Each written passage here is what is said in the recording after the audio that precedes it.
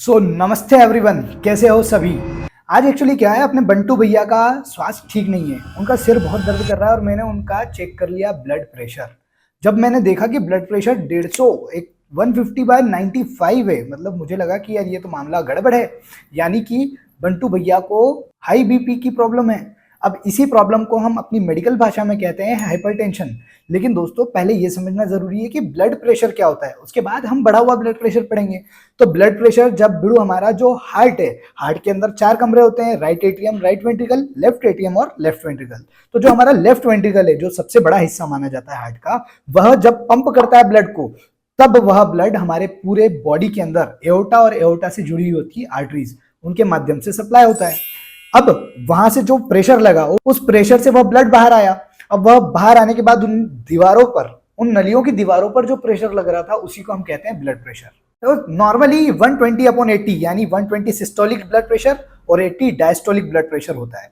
अब ये सिस्टोलिक और डायस्टोलिक का क्या फंडा है, जब वो शुरुआत में पंप करता है और कॉन्ट्रैक्ट होता है, उस समय एक हाई प्रेशर बनता है, उसी को हम बोलते हैं सिस्टोलिक ब्लड प्रेशर, जो कि 120 mm/Hg होता है। और जब वो रिलैक्स होने वाला होता है और तब वह प्रेशर ड्रॉप होता है, उसे हम कहते हैं डायस्टोलिक ब्लड प्रेशर, जो कि 80 mm/Hg होता है। अब 120 और 80 के बीच में डिफरेंस कितना रहा, 40 mm/Hg।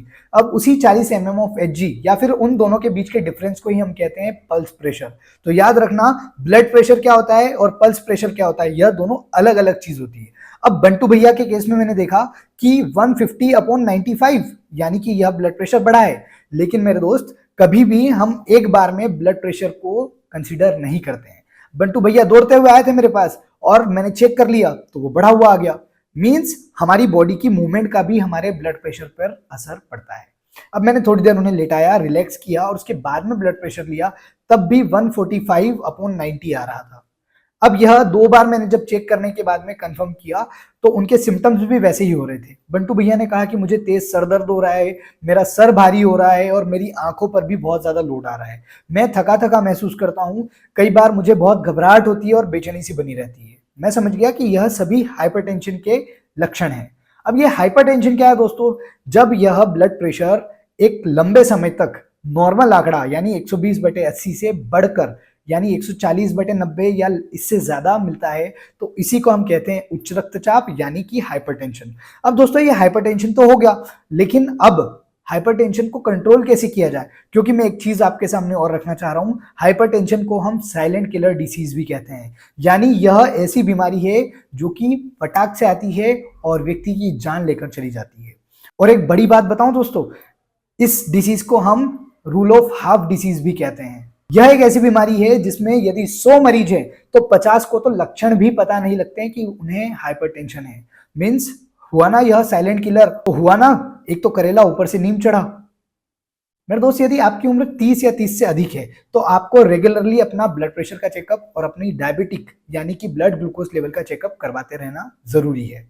चलिए वापस आते हैं अपने टॉपिक पर। दोस्तों, जैसा कि अभी हम बात कर रहे हैं हाइपरटेंशन के बारे में, तो आज फार्माकोलॉजी की सीरीज का यह 6th डे है और आज की इस वीडियो में हम पढ़ेंगे anti hypertensive drugs. Anti hypertensive drugs वह ड्रग्स होती हैं जो कि ब्लड प्रेशर को कंट्रोल करती है। याद रखना, ब्लड प्रेशर को कम करने वाली नहीं, ब्लड प्रेशर को कंट्रोल करने वाली ड्रग्स होती हैं एंटी हाइपरटेंसिव ड्रग्स। अब इसके क्लासिफिकेशन को याद रखना बहुत सिंपल है, ए, बी, सी और डी। दोस्तों, ए से होता है ACE इनिबिटर्स यानी angiotensin converting enzyme inhibitors, B से होता है बीटा ब्लॉकर्स, सी से होता है कैल्शियम चैनल ब्लॉकर्स और डी से होता है डायूरेटिक्स। तो यह 4 मेन क्लासिफिकेशंस को हम पढ़ते हैं एंटी हाइपरटेंसिव मेडिसिन के अंदर। तो पहला है ACE इनिबिटर्स यानी एंजियोटेंसिन कन्वर्टिंग एंजाइम इनिबिटर्स। दोस्तों, यह ड्रग्स एंजियोटेंसिन सेकंड का फॉर्मेशन को ब्लॉक कर देते हैं, जो कि वैसोडायलेशन और बीपी कंट्रोल में मदद करता है। एग्जाम्पल्स में आप देखेंगे केटोप्रिल, एनालप्रिल और रेमिप्रिल। यानी जो प्रिल वाले ड्रग्स है, जिसके नाम के पीछे प्रिल आ रहा है, वह ड्रग्स ACE इनिबिटर्स यानी एंजियोटेंसिन कन्वर्टिंग एंजाइम इनिबिटर्स होते हैं। इसी में दूसरा नंबर पढ़ते हैं ARB यानी एंजियोटेंसिन रिसेप्टर ब्लॉकर्स, यानी कि ऐसे ड्रग्स जो कि एंजियोटेंसिन के रिसेप्टर्स को ही ब्लॉक कर देते हैं। अगर वह रिसेप्टर ही ब्लॉक हो गया तो वो एंजियोटेंसिन को रिसीव नहीं कर पाएगा और अल्टीमेटली बीपी कम हो सकता है। दोस्तों, इसके एग्जांपल्स में आप देखेंगे लोसार्टन, टेलमिसार्टन और वालसार्टन, यानी जिसके पीछे सार्टन लगा हुआ आ जाए समझ लेना वह ARB मेडिसिन होती हैं। नेक्स्ट है बीटा ब्लॉकर्स, जिसे हम एड्रिनर्जिक एंटागोनिस्ट के नाम से भी जानते हैं। ये हार्ट रेट और कार्डियक आउटपुट को कम करते हैं, जिससे बीपी कंट्रोल होता है। दोस्तों इसके एग्जांपल्स होते हैं प्रोपेनोलोल, एटेनोलोल और मेटाप्रोलोल, यानी जिसके पीछे OLOL आ जाए तो वह ड्रग्स होती हैं बीटा ब्लॉकर ड्रग्स। अगला होता है कैल्शियम चैनल ब्लॉकर्स। यह कैल्शियम के चैनल को ब्लॉक कर देता है, जिससे वेसोडाइलेशन होता है और ब्लड वेसल्स यदि डायलेट हो जाती है तो हमारा बीपी ऑटोमेटिकली कंट्रोल हो जाता है या कम हो जाता है। दोस्तों इसके एग्जांपल्स हैं एम्लोडिपिन, निफेडिपिन और डिल्टियाजिम। तो कैल्शियम चैनल ब्लॉकर्स हमारे इंडिया में सबसे ज्यादा यूज की जाने वाली एंटी हाइपरटेंसिव ड्रग्स की कैटेगरी में आती हैं, और जिसके अंदर भी एम्लोडिपिन सबसे ज्यादा यूज किया जाता है। And the next one is diuretics, जिसे हम वाटर पिल्स के नाम से भी जानते हैं। अब डायूरेटिक्स क्या होती हैं? यह ऐसी ड्रग्स होती हैं जो कि यूरिन का आउटपुट बढ़ा देती है। अब हमको पता है क्योंकि हमारी बॉडी के अंदर पानी है, और पानी और सोडियम दोनों भाई भाई होते हैं। जितना ज्यादा हमारे शरीर में पानी होता है उतना ज्यादा सोडियम होता है। हमको पता है जितना ज्यादा सोडियम हमारी बॉडी में होगा उतना ब्लड प्रेशर हाई होगा। तो अल्टीमेटली यदि हमारी बॉडी के अंदर सोडियम ज्यादा है तो पानी ज्यादा होगा, और पानी ज्यादा है तो बीपी ज्यादा होगा। तो क्यों ना उस सोडियम को यूरिन के साथ में बाहर कर दिया जाए, यानी कि अल्टीमेटली पानी की मात्रा कम कर दी जाए। तो यदि हमारी बॉडी के अंदर डायरेटिक्स दे दी जाए, जिससे हमारा जो ब्लड प्रेशर है वह कंट्रोल हो जाता है, वाटर और सोडियम को निकाल करके बीपी कंट्रोल किया जाता है। दोस्तों इसके अंदर भी हम अलग अलग डायूरेटिक्स पढ़ते हैं, जैसे थायराइड डायूरेटिक्स, जिसके अंदर एग्जांपल है हाइड्रोक्लोरोथायराइड, लूप डायूरेटिक्स जिसमें हम फ्रेसेमाइड देखते हैं। अगला है पोटेशियम स्पेरिंग डायूरेटिक्स, जिसके अंदर स्पाइरोनोलेक्टोन्स को पढ़ते हैं। And the last but rarest, इसको आप अधिकतर बुक्स में नहीं देखेंगे, अल्फा ब्लॉकर्स। अभी तक हमने बीटा ब्लॉकर्स पढ़ा था, लेकिन दोस्तों यह अल्फा ब्लॉकर्स भी एंटी हाइपरटेंसिव में आते हैं। यह क्या करते हैं? पेरिफेरल ब्लड वेसल्स को रिलैक्स कर देते हैं। अब पेरिफेरल ब्लड वेसल्स क्या होती हैं? एक तो होता है सेंट्रल, यानी हमारी बॉडी के सेंटर एक्सिस पे, और पेरिफेरल यानी आसपास। तो हमारे आसपास वाली जितनी भी ब्लड वेसल्स हैं इनको रिलैक्स करके वेसोडाइलेट कर देती हैं, और जिस वजह से हमारा ब्लड प्रेशर जो है वो कंट्रोल हो जाता है। इसके अंदर दोस्तों हम पढ़ते हैं प्राजोसिन और डोक्साजोसिन। और लास्ट कैटेगरी आती है डायरेक्ट वेसोडाइलेटर्स। दोस्तों यह वह ड्रग्स होती हैं जो कि डायरेक्टली जाकर के ब्लड वेसल्स को डायलेट कर देती है, यानी ब्लड वेसल्स को चौड़ा कर देती हैं। अब क्योंकि अगर ब्लड वेसल्स चौड़ी हो गई तो जो रक्त का प्रवाह है, या फिर हम बोल सकते हैं ब्लड का फ्लो है, वह उसी स्पीड में होगा, लेकिन प्रेशर कम हो जाएगा। अल्टीमेटली हमारा गोल भी यही था, ब्लड प्रेशर को कम करना है। और इसके अंदर हम पढ़ते हैं, इसके एग्जाम्पल्स हैं हाइड्रालजिन और मिनोक्सिडिल। दोस्तों मिनोक्सिडिल हेयरफॉल और स्किन के ट्रीटमेंट्स के लिए भी डर्मेटोलॉजिस्ट के द्वारा यूज की जाने वाली ड्रग है। तो चलिए दोस्तों एक छोटा सा क्विक रिकैप कर लेते हैं, जिसमें आपको सारे शॉर्टकट्स देखने को मिल जाएंगे। सबसे शुरुआत में हमने देखा था ABCD, यानी ACE inhibitors, beta blockers, CCB यानी कैल्शियम चैनल ब्लॉकर्स, और डायरेटिक्स।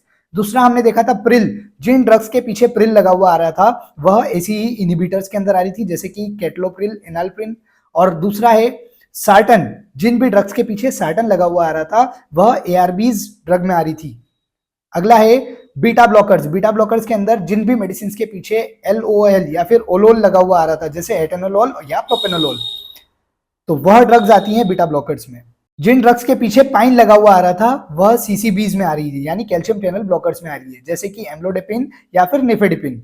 और FHS जिसे हम डायरेटिक्स में पढ़ते हैं, फ्रेसेमाइड, हाइड्रोक्लोरोथायराइड और स्पाइरोनोलेक्टोन। तो दोस्तों आज के इस वीडियो में हमने पढ़ा हाइपरटेंशन के बारे में और एंटी हाइपरटेंसिव ड्रग के क्लासिफिकेशन के बारे में, और किस तरीके से वह काम करती है, यानी उनका मैकेनिज्म ऑफ एक्शन। मैं उम्मीद करता हूं यह वीडियो आपके लिए बहुत इंफॉर्मेटिव रही होगी। अगर यह वीडियो अच्छी लगी तो अपने दोस्तों के साथ शेयर जरूर करें, और हमारे चैनल प्रयास एकेडमी यूट्यूब चैनल को सब्सक्राइब करना ना भूलें। यदि आप शॉर्ट वीडियोस में दिलचस्पी रखते हैं और कुछ सीखना चाहते हैं तो हमारा एक और चैनल है जिस पर हम काम कर रहे हैं। उस चैनल का नाम है TPS द पढ़ाई शो। आप शॉर्ट वीडियोस वहां पर देख सकते हैं। अगर आपको अच्छा लगे तो आप उसे भी सब्सक्राइब जरूर करें और आपके दोस्तों के साथ जरूर शेयर करें। मिलते हैं किसी नेक्स्ट वीडियो में। Till that stay healthy. जय हिंद।